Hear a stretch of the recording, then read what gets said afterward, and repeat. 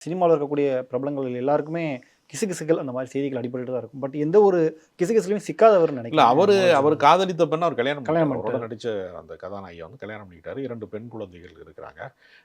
அந்த அந்த மனைவிக்காக, அந்த குழந்தைகளுக்காக அவர் வாழ்ந்திருக்கணும். அதை தாண்டி அவருக்கு வந்து இந்த இந்த மன உளைச்சல் வந்து அவரை வந்து பெரிய அளவுல பாதிச்சிருக்கு அப்படிங்கிறது அது அவருடைய வெளிப்படையான வாக்குமூலமாவே அது இருக்கு. இல்லை பட் இது பக்காவா ஹார்ட் அட்டாக் தானே? ஏன்னா 2 வாரத்துக்கு முன்னாடி கூட ஓப்பன் ஹார்ட் சர்ஜரி பண்ணாங்க அவருக்கு அப்படின்னு ஹார்ட் தகவல் அட்டாக் வந்தது. தான். நீங்க வந்து மன அழுத்தம் அதிகமாகிற போது, நீங்க மருந்த தாண்டி வந்து உங்களுக்கு வந்து மன உளைச்சல் அதிகமா இருக்கிற போது, நீங்க வந்து இப்ப நீங்க பிரஷர் மாத்திரை போடுறீங்க, உங்களுக்கு வந்து உயர் ரத்த அழுத்தம் இருக்கு, பிபி இருக்கு, நீங்க பிரஷர் மாத்திரை போடுறீங்கன்னா, நீங்க டென்ஷனையும் சேர்த்து கைவிடணும். வெறும் மாத்திரை உங்கள காப்பாத்தாது. அது ஒரு முக்கியமான ஒரு விஷயம். நமக்கு கிடைத்திருக்கிற வாழ்க்கைய வந்து அதற்குள்ள மகிழ்ந்திருப்பதற்கான ஒரு மனப்பக்குவம்னு ஒண்ணு இருக்கு. அது தவறும்போது நீங்க எந்த மருத்துவ உபகரணமும், வசதியும் வந்து உங்கள வந்து வாழ விடாது.